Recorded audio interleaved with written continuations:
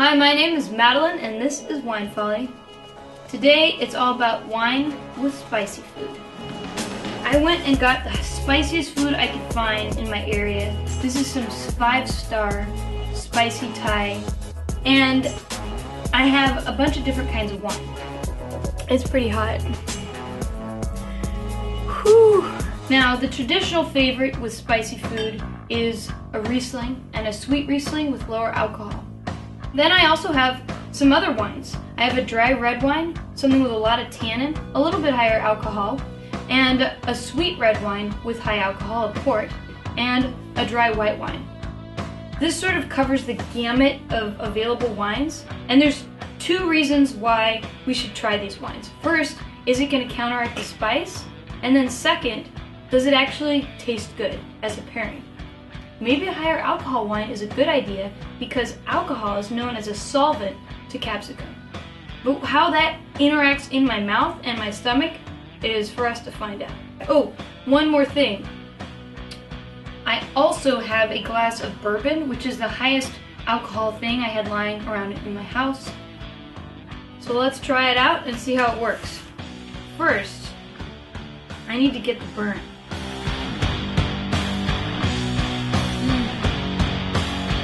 Might as well bring it up a notch.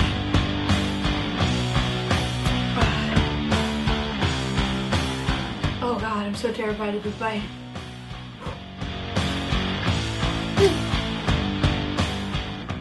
Oh my God. My mouth is on fire. Let's see if the Chardonnay helps.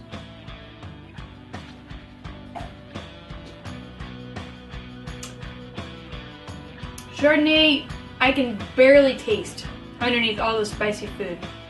It feels cold and nice, which is a benefit because for some reason my brain wants to put something cold in my mouth right now.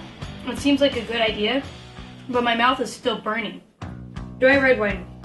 Smells good.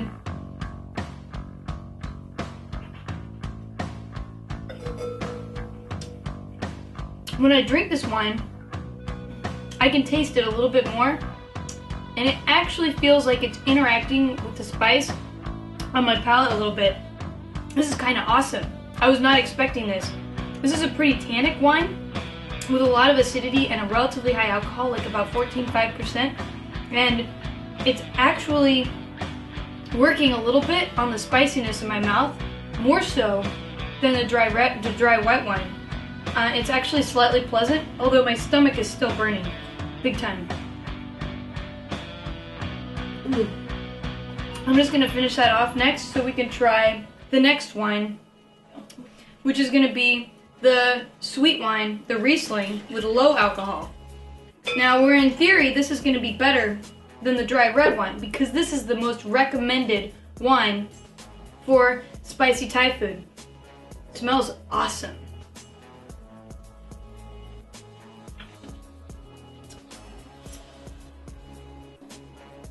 I'm waiting for it. Okay, so on the initial taste, this wine works extremely well.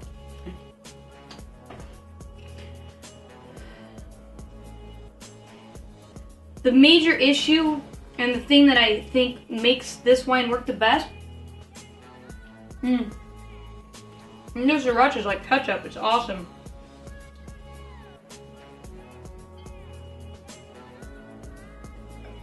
Is it's cold enough. So the psychology is cold things make my mouth feel a little quenched. It's also sweet. That initial burst of sweetness on the front of my tongue, your sweet receptors are towards the front of your tongue, sort of covers up all the spice in my palate initially, and it kind of runs through to the back of my throat and it feels good. So the last wine I want to try is a high alcohol and high sweetness wine, and that's going to be port. This is kind of out there. It's also a high tannin wine, and it also has high acidity. So it basically has all the components of wine just like maximized. So is port maybe the wonderful wine that goes with spicy food?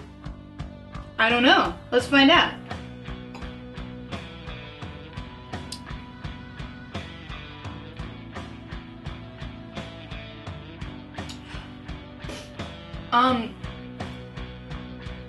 It's it's room temperature. My mouth is still burning. It's sweet. Like on the initial taste, it's sweet and it's nice, but my mouth is still on fire. It hurts so bad. I'm gonna just go ahead and try the bourbon before I start crying. To see if alcohol is the thing that I really need in my mouth. Oh God.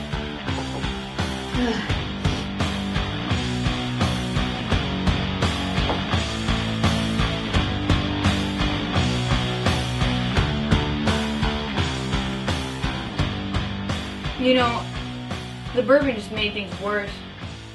My mouth is burning from the front all the way to the back, and my stomach is on fire, and I feel like I am trying to kill myself.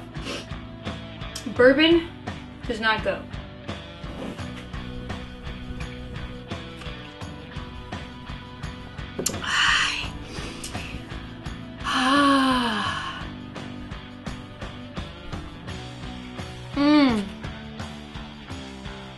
Don't drink bourbon with spicy Thai food. It's a terrible idea. It's horrible.